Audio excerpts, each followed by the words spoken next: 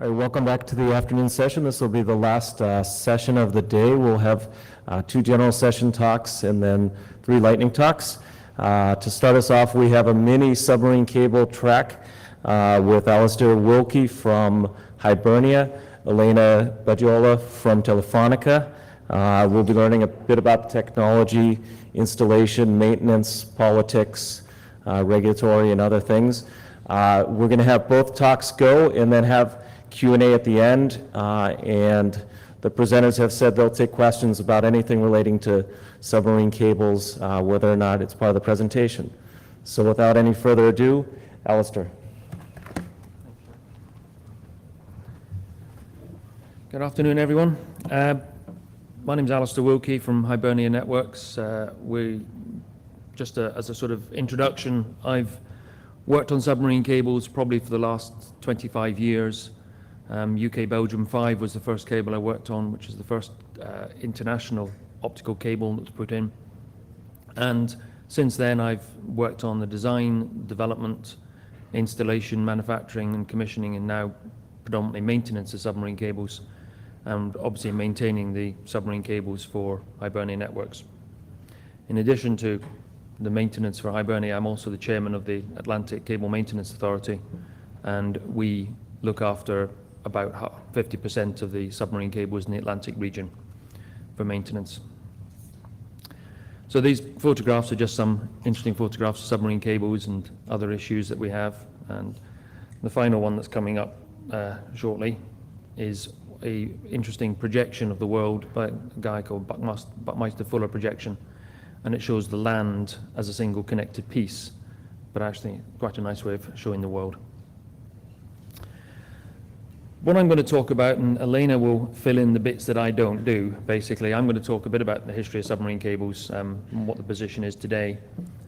Then more importantly, I'm going to go forward and talk a little bit about the legal aspects of cables, put a simulated cable between the UK and the US in, and show the differences in the UK and the US legal regimes for putting a cable in. And then I'll touch on the maintenance at the end, and Elena will talk much more about SAM1 and the Telefonica cable. So, Atlantic, that's what the Atlantic looked like in the late 1940s. Those are the telegraph cables. There's bits in the middle missing because they've either been recovered or they didn't have the data. But that's the routing of the telegraph cables, predominantly the shortest route, Ireland to Newfoundland and the UK to America eventually. The other route obviously via the Azores, again the shortest route to the States. In the 1950s through to the 1970s, those are the cables that were put in for the analog era, fairly low channel count cables, but again, taken over predominantly by satellite by this stage. And then we had the boom in the 1990s to the 2000s, we've got the optical cables. Different routings now. We've now gone for the longer routes, which means you're taking more into the deep water, which is cheaper cable and more reliable. Shallow water cables are the ones that get damaged more frequently. And as you see, Newfoundland's not connected now. I've missed out the Greenland Connect cable from Iceland to Greenland and Greenland down to Newfoundland. But there's actually very few cables going into Canada. So you put them all together, it looks a bit of a mess. But bearing in mind each cable is probably less than 1 inch in diameter, so it's actually not taking up an awful lot of real estate on the seabed. But it's very obvious that the fiber optic cables are mimicking a lot of the telegraph routes rather than the analog routes. That's a map of the world today as of March. That's all the fiber optic cables put in.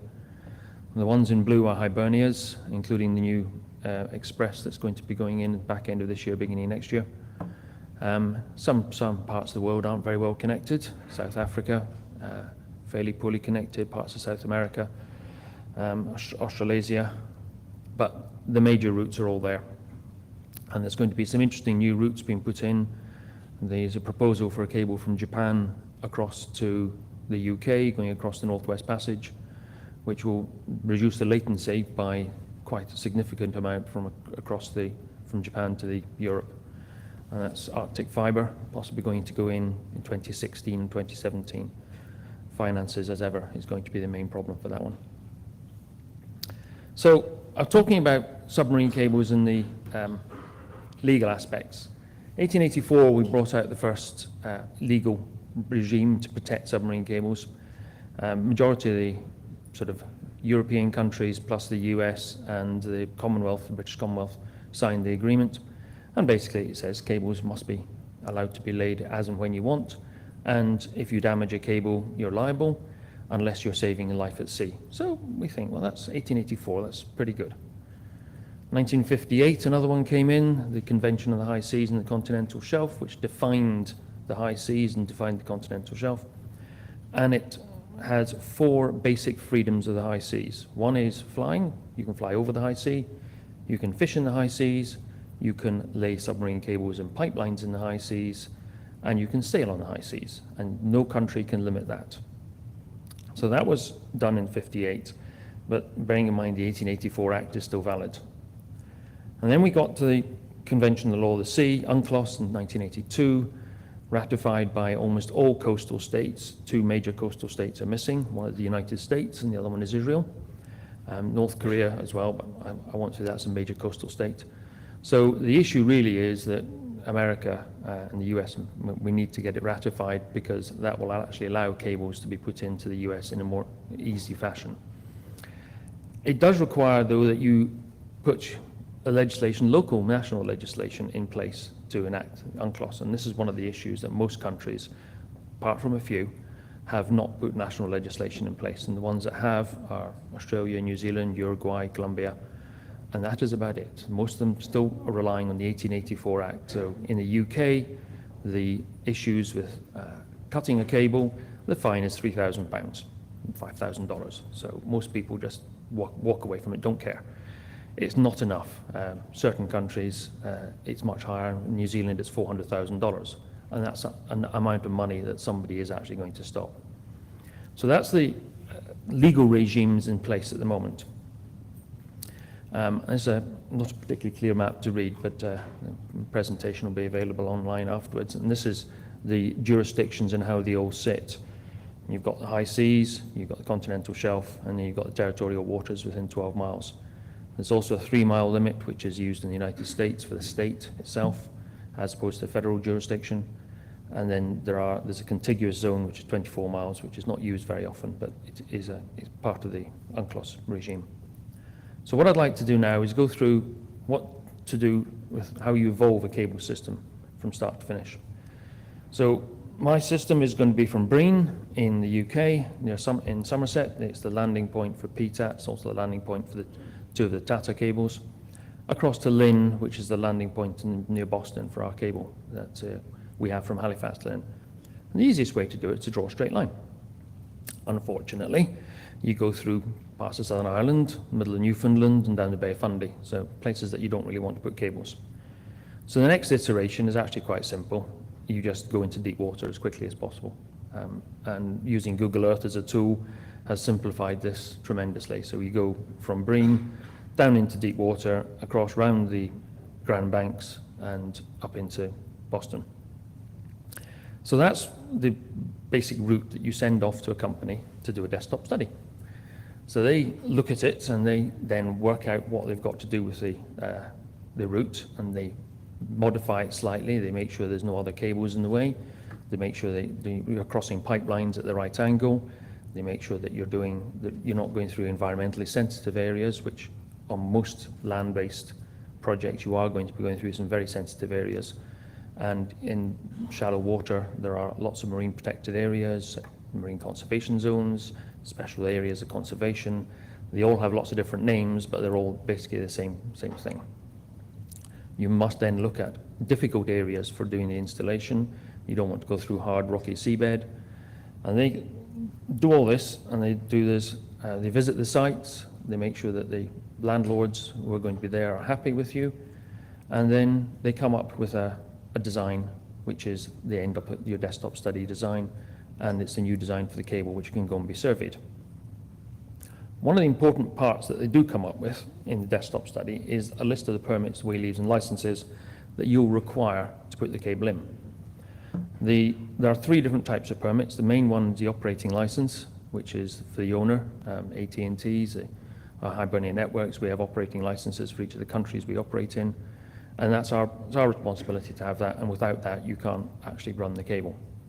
You then have the permits in principle, which again are the cable owner's responsibility, and they are the ones to allow the cable to be put in situ for the rest of its life. The lifetime of the cable is normally 25 years. That's the design life. Current cable technology is sort of overtaking that, and they last for about 10 to 12 years unless they're in a route that is not heavily used. Unrepeated systems, on the other hand, can last 30 years plus because they can just be expanded. The final permit are the operational permits, and they'll be the operator, the cable ship supplier, and we'll provide those permits for running the ship at sea. So if we go back to our cable between the UK and the US, you've got two different lots of permits to get. So from the land to the high water mark, you'll be on either local landlords in both countries. It's commonly the local authority, but it might be private beach you're going on to. From the high water mark to the low water mark, in the US, it's public ownership, and so it's normally owned by the city.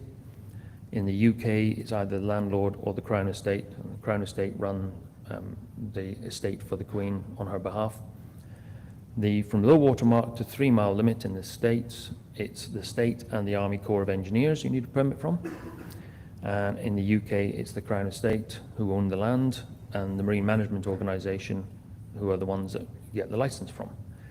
Again, 3 to 12 miles, going slightly further out to sea. It's a federal licence in the States, and again, the Crown Estate and the Marine Management Organisation in the UK. Beyond 12 miles in the UK, there are no requirements. You can put a cable in wherever you like. There's no legal requirement to have a licence. You have to inform the government that you're putting the cable there, but there's nothing else.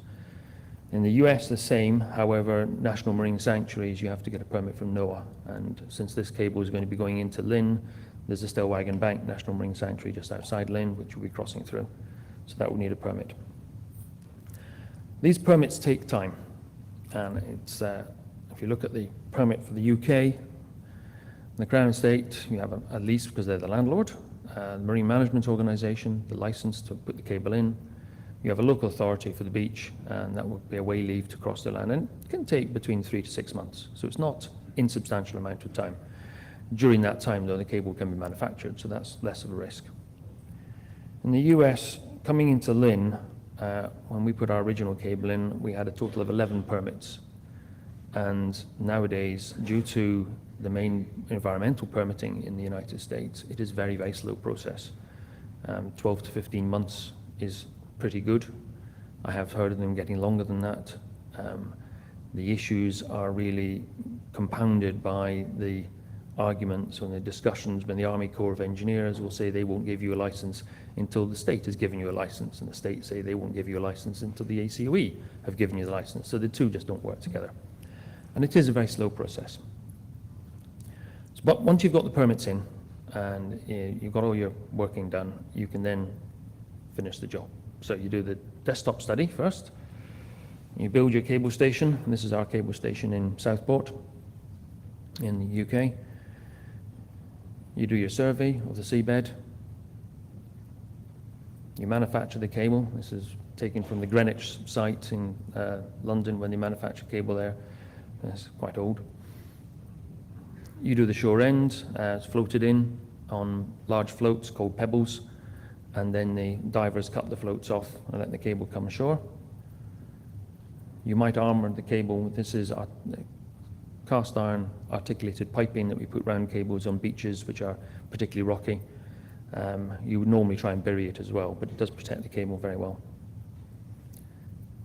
You then plough the rest of the cable in. This is a 3-metre deep water plough. I say deep water, it goes down to about 1,500 metres water depth, and we can plough the cable into about a depth of just over a metre in most seabeds. This one will go to 3 metres in soft seabeds.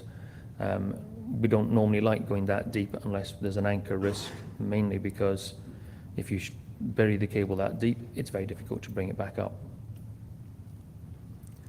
And then after the cable has been installed, you might have to go back and do some inspection with an ROV, and that you'd normally inspect about 1 or 2% of the buried cable, depending on how well buried it is. And finally, you do some tests, and you have a system. So maintaining the system afterwards is one of the issues. There are two different types of maintenance zones. These are the what we call the zone ones. ACMA, the Atlantic one, of which I chair. SEOCMA, Southeast Asia, Indian Ocean. Yokohama just sits off Japan. And NAS, North America zone, looks after the west coast of the States. MECMA looks after the Mediterranean. And these are done on a collaborative basis. ACMA has about 60 members, 3 ships, one based in Curacao, one in Portland, UK, and one in Brest in France. And the one in Portland in the UK goes across to Bermuda for 6 months of the year as well, so it splits its obligations.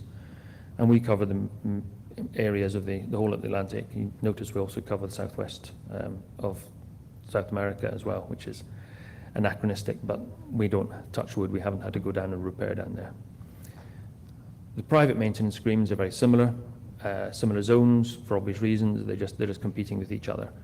And again, APMA is the private maintenance agreements in the Atlantic. It has 3 ships as well, Curacao, Cape Verde, and Cali, and covers a similar area and a similar number of cables. So there's the two are competing with each other. So we do have a healthy competition there.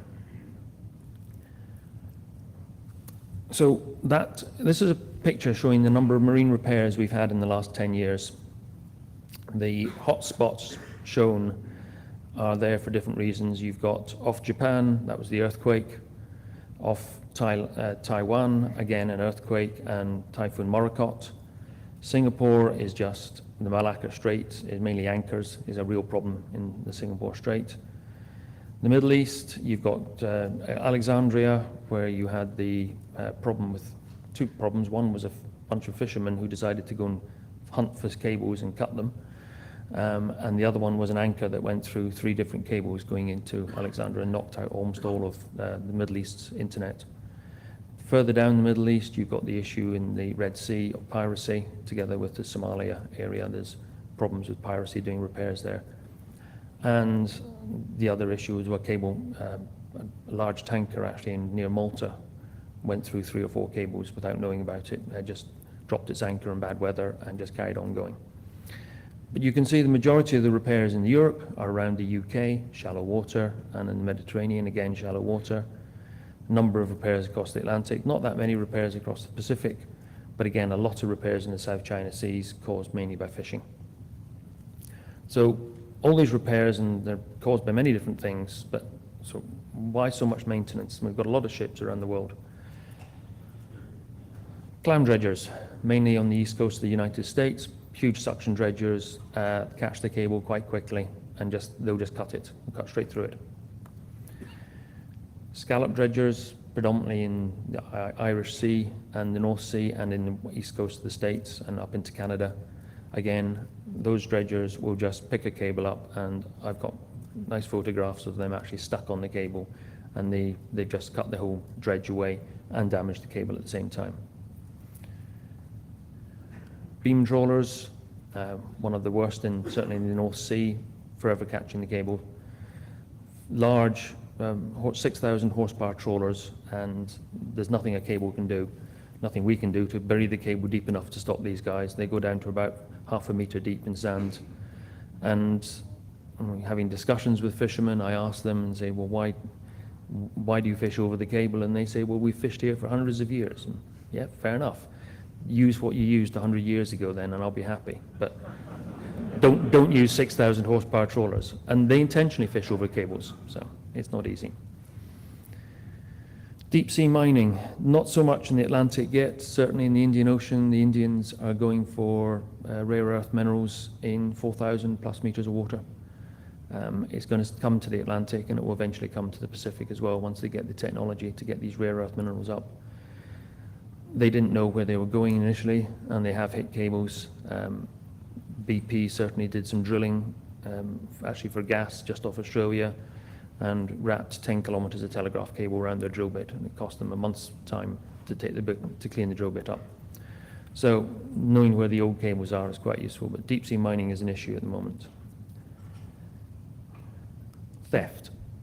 This is a Vietnamese boat which stole a cable buoy, which is the yellow thing you can see there, from a repair. and also stole 200 kilometers of cable. Chopped it up, and they thought they were doing somebody a favor because they were going to get money in the market for it. Wasn't helped with the fact that the Vietnamese government actually asked them to do it. So there were slight issues there. But the theft is another issue, certainly in the South China Seas. Wind farms, not so much here yet, but certainly in the UK and around the UK, lots and lots of wind farms going in, becoming a very, very crowded seabed. They're getting in.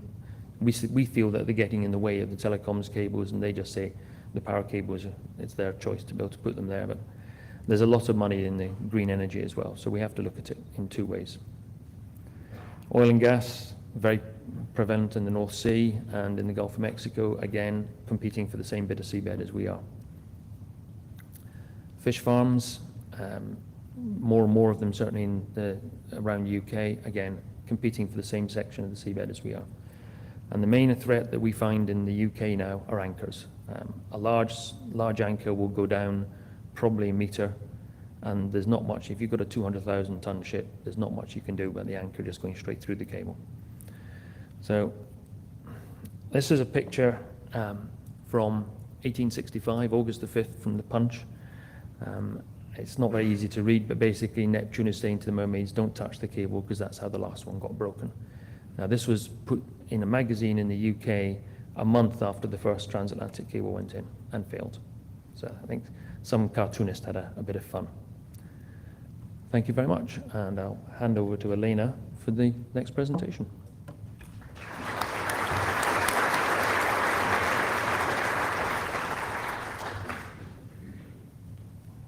Hello. My name is Elena Badiola, and I work for Telefonica. Today we're going to talk about the lessons we've been learning the last 14 years since we started operations in South American WAN cable, also known, we call it SAN-WAN cable. So we're going to first talk a bit about the topology and the logic diagrams and its history. Okay. Well, as Alasdair talked, we are constantly using Google Earth, and this is not free advertisement for them, but they have simplified our life a lot. So, as you can see, SAN-WAN is a ring that links North and South America, connecting 8 different countries using 14 different landing stations. So it connects the US down to Brazil on the east, on the Atlantic, and Argentina. We use a long haul across the Andes to connect to Chile and up to Peru, Ecuador, Guatemala, crossing again using a terrestrial long haul across Guatemala, back to the US, and we have a festoon connecting Colombia as well. Okay, so SAN-WAN started operations in December 2000. Its lifetime expectation, as Alasdair was talking about, was of 25 years, and when it was designed based on 10 gig technology, its maximum design capacity was of 1.92 terabits per second. Our current active capacity is of 4 terabits per second, and with our traffic forecast, by the end of this year, we will be getting to 5 terabits per second. We are currently starting with our yearly upgrade. So, because currently we're using 100 gig technology based on that speed, our current design capacity is of 19.2 terabits per second. And the maximum water depth of the cable is up to 8,500 meters. So let's talk about the history. In the late 90s, Telefonica Group was purchasing their international capacity needs using consortium cables, and there was a team of people who were overlooking the IP needs to see how much capacity they needed to purchase.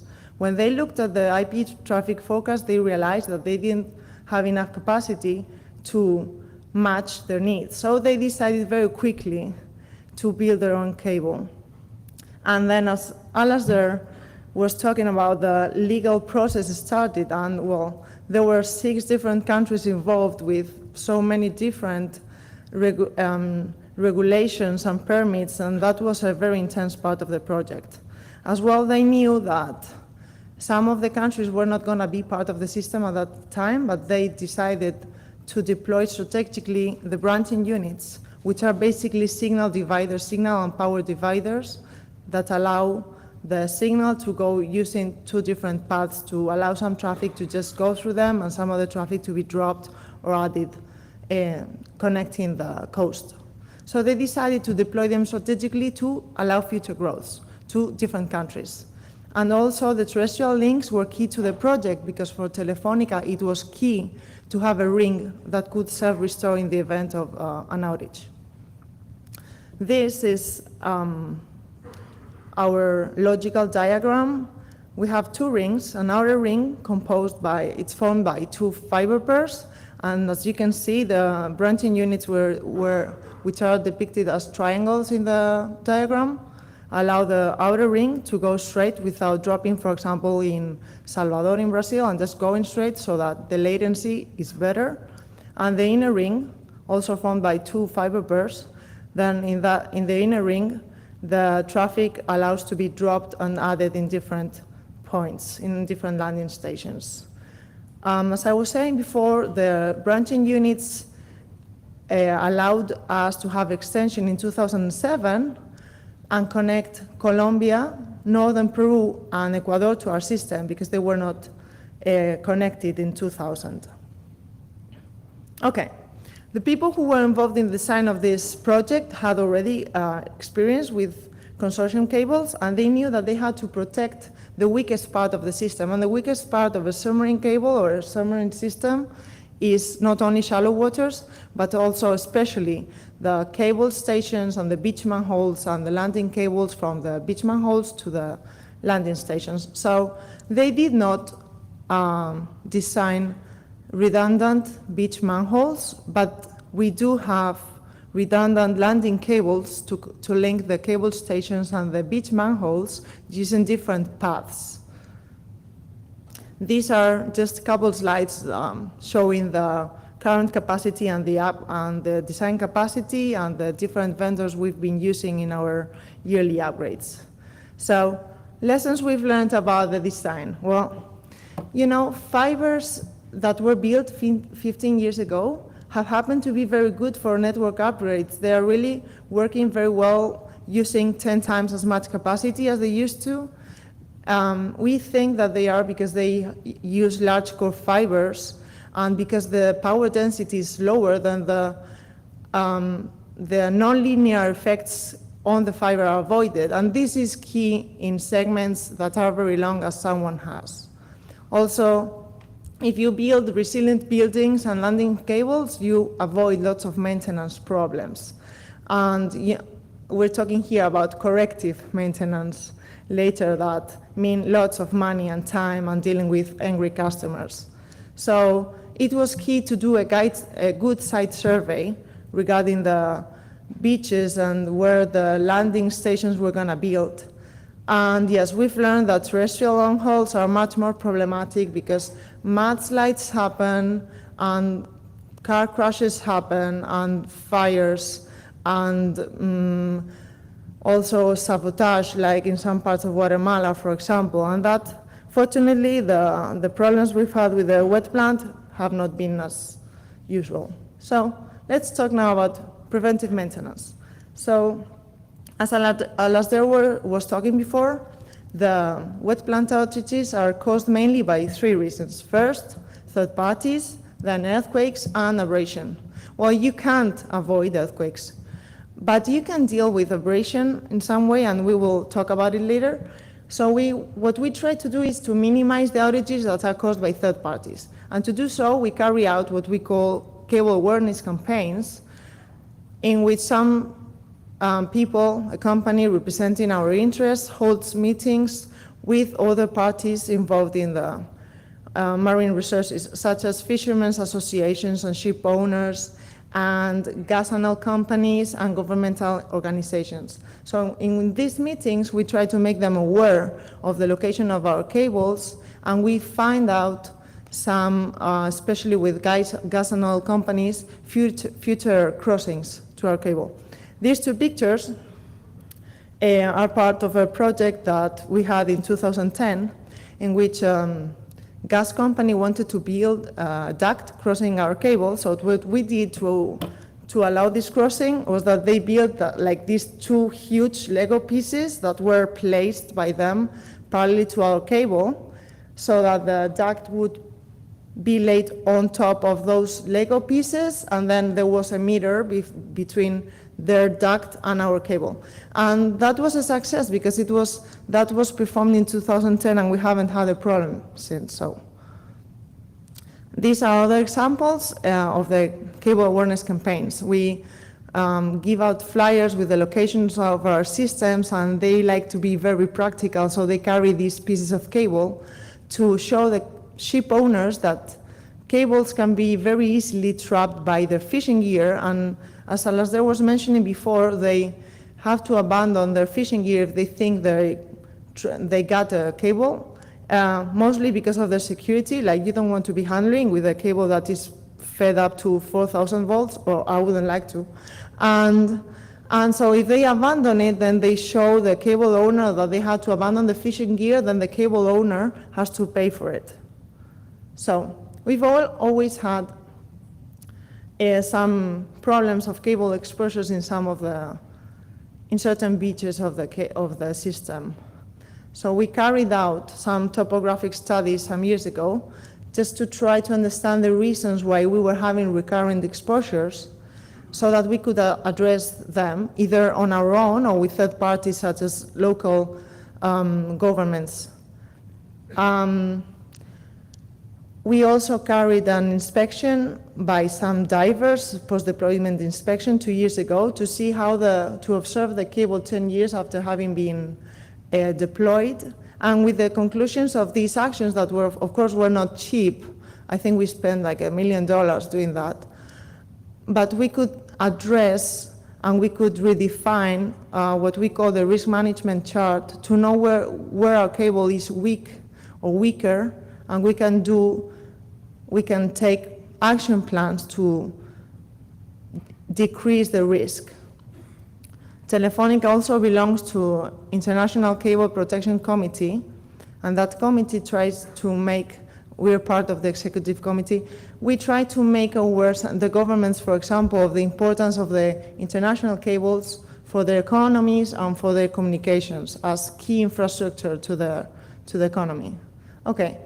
This is the chart I was talking about. This is updated every year with the input of the cable awareness campaigns, our landing station managers, our maintenance providers, our operations team, and you can see that there are different colors representing minor to major and very high risk, so that we can then design action plans in order to address these issues.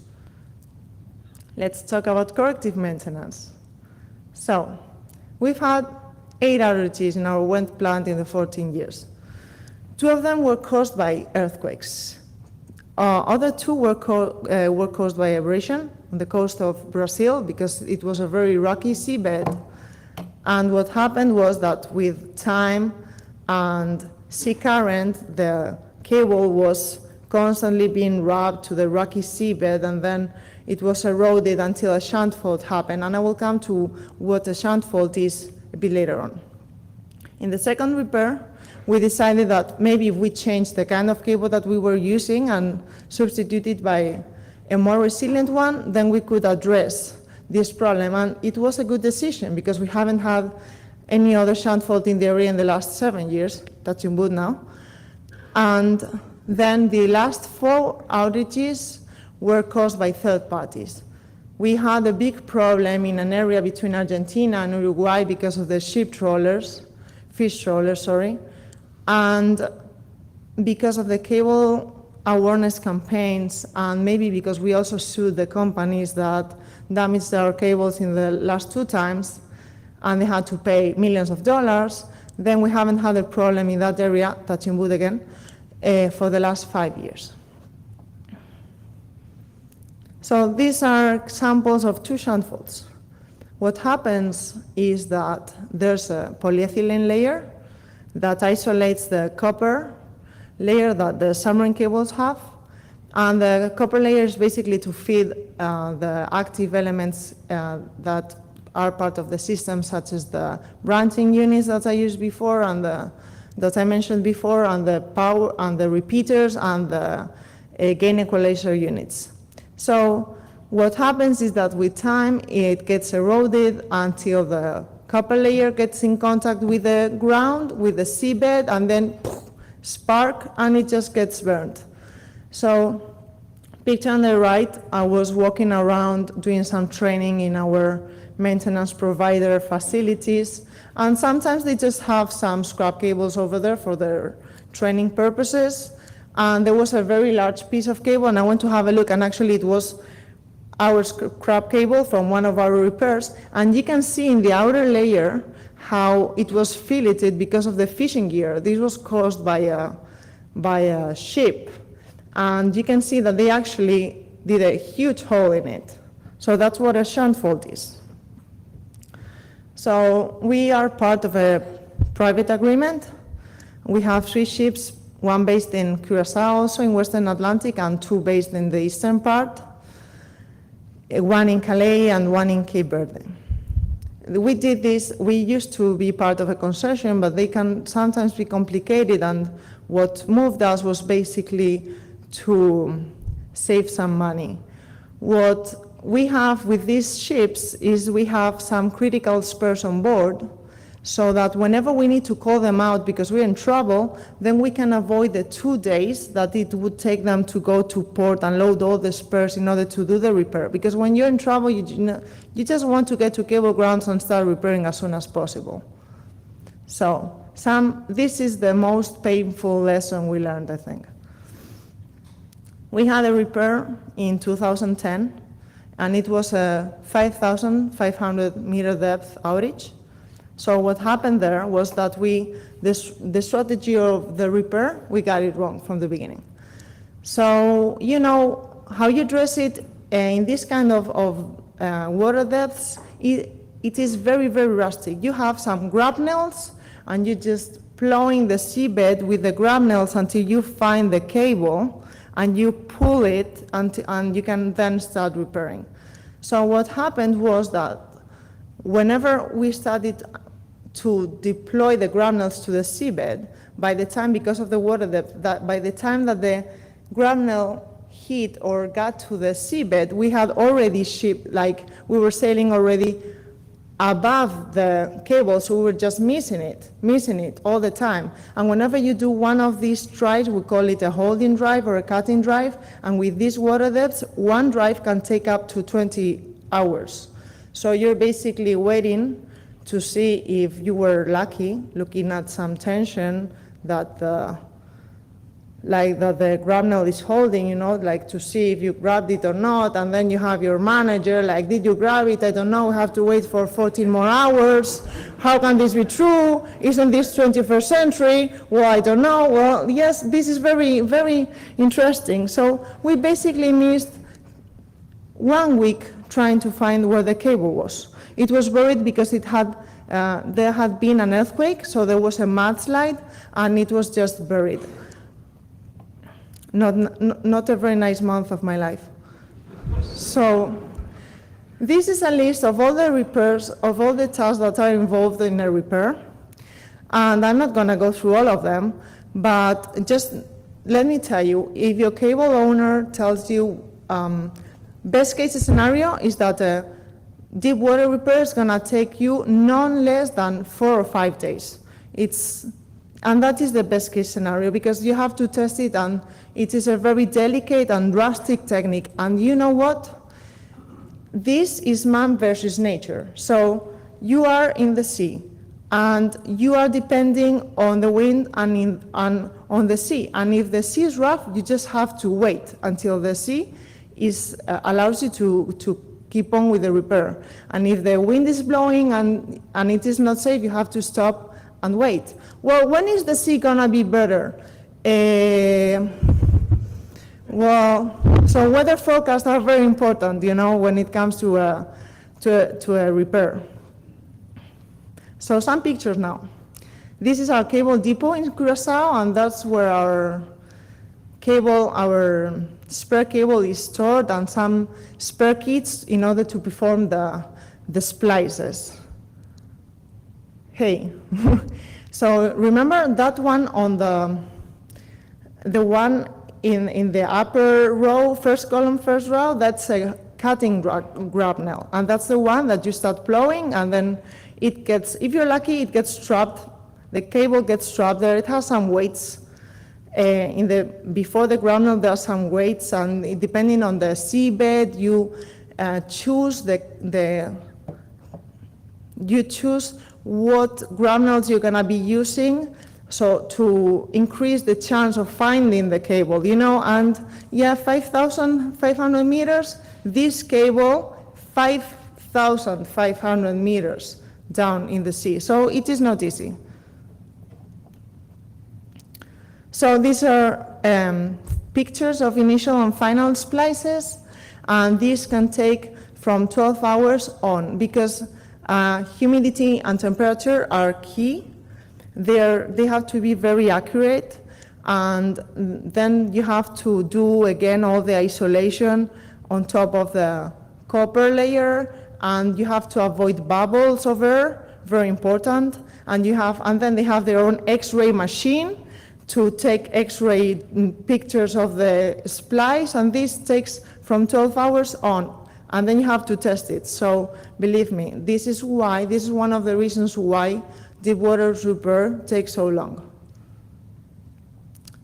ROV operations. Well, if the depth of the water is below 2,000 meters and the wind allows you and the sea conditions allow you, then you can use the remote operated vehicles. And this can make your life easier because it helps you. They have cameras and they help you to find where the cable is easier. But they are also very delicate machinery, and they usually break down. That happens. So representatives on board, we send people to the cable ships to overview the repair. That's me on the left. I was on board 5 years ago now for 5 weeks because there was an earthquake in Honduras, and we were part of ACMA back in the day, and there were 3 different cable systems that were damaged by the earthquake. So I was lucky enough to enjoy a cruise in the Caribbean, paid for by my company, for 5 weeks. Me and 57 guys. It was not as much fun as you would think, and it was not as luxurious as you would expect, believe me. After 3 weeks, the food started to run out. Yeah, it was an adventure. And last but not least, our future challenges. So, you know, even before considering building another cable, you want to make the most of the one you have. So we try new technologies. So we have tested lately 200 gigabits per second wavelengths live on our system, and the tests went good. And we also trying gridless WDM, and that will allow us to decrease the space between the wavelengths from 50 gigahertz to 33, so that the capacity of our system will increase. And this was also a good test. It was successful. So Unisur, this is something to be proud of. You know, cable systems lifespan is about 25 years, and Unisur started operations 20 years ago, and it was already decommissioned, and it links Argentina and Uruguay and Brazil. But we decided, why don't we give it a go? And they tested it, and they saw that the fibers were okay. So we decided to bring it back to life, and it has been repurposed, and it's going to be back in operation later this year, and we'll see how much more time we can have it living, you know, and the initial capacity for it is going to be 200 gigabit per second. And last but not least, our PCCS cable that is currently being built, and it will link the US and Puerto Rico, Tortola, Aruba, Colombia, Panama, across Panama down to Ecuador. So that will allow us to have diverse connections to Puerto Rico and the US and Colombia and Ecuador. And you know, for us it is key to have two connections to each country, to sleep better at night when we're in trouble, and to have a much more resilient solution so that we can be prepared for when we have problems. So this was my presentation, and now we have some time for questions and answers.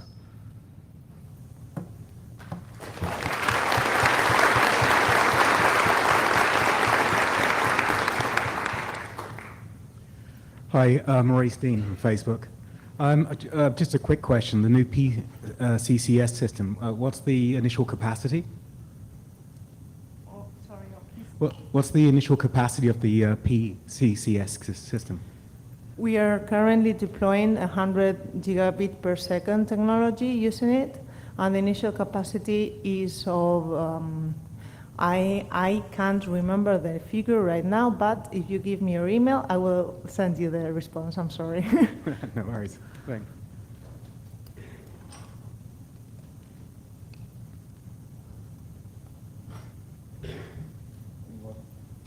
Any more questions?